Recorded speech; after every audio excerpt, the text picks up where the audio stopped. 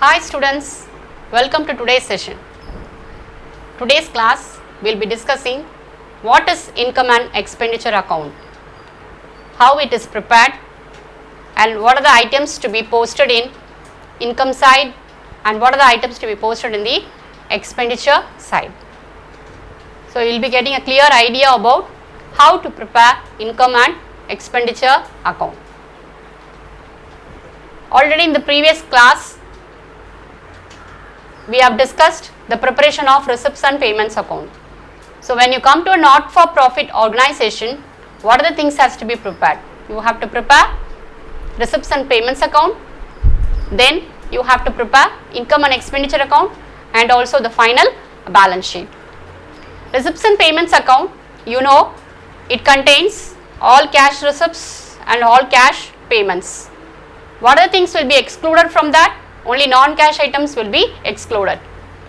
When you come to receipts and payments account, we will be writing all the cash receipts and cash payments, whether it belongs to the current year, previous year or subsequent year.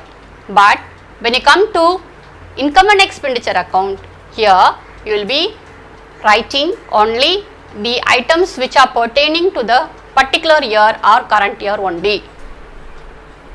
Is it clear? But one thing you have to keep in mind, non-cash item, that is wages yet to be paid, salary yet to be paid, any outstanding expenses or anything prepaid or depreciation, all these types of expenses are called as non-cash items. These items also will be included in the income and expenditure account. Now, what is this income and expenditure account? In case of when you are preparing final accounts, you prepare profit and loss account. So, when you see this income and expenditure account, it just looks like a profit and loss account. Is it clear? In profit and loss account, what are the things we are writing? The same thing will be posted in the income and expenditure account. And another thing you have to keep in mind is, in income and expenditure account, only revenue, receipts and revenue payments will be written, not like receipts and payments account. Okay. So, one by one, step by step, we will see what are the things we have to write in the income and expenditure account. Steps in preparing income and expenditure account. Steps in preparing income and expenditure account. So, what is the first thing? What you have to keep in mind? In receipts and payments account, the first thing what you write the opening balance of cash in hand and cash at bank.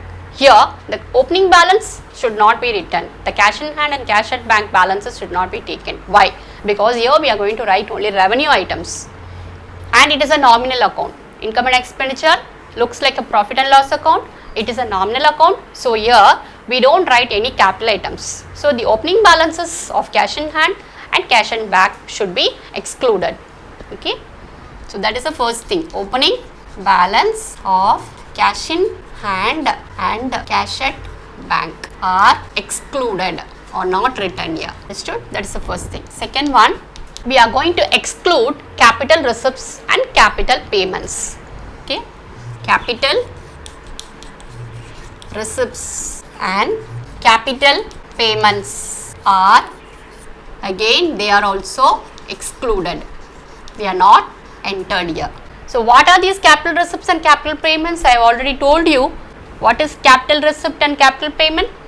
These are the items which are of non-recurring nature. They don't repeat again and again, as well as their benefit what you derive from it are for a longer period.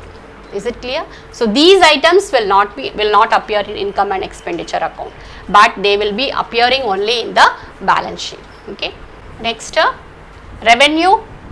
What you have to enter in income and expenditure? Only revenue, receipts and revenue payments have to be entered. So, when you come to the point revenue, receipts and revenue payments, these are the items which are of recurring nature, that is they repeat again and again, and the benefit what you get out of it are only for a shorter period. Is it clear?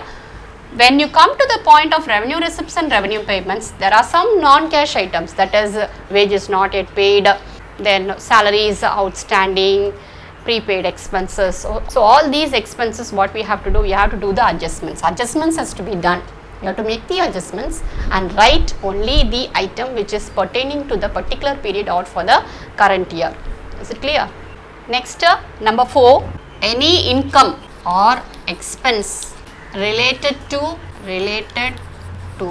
specific fund must not be entered. If it is specified that any expense or any income related to a specific fund, if it is mentioned in the question, means that also we should not write it in the income and expenditure account. That should be taken to balance sheet. Is it clear? Then next, non-cash items should be excluded.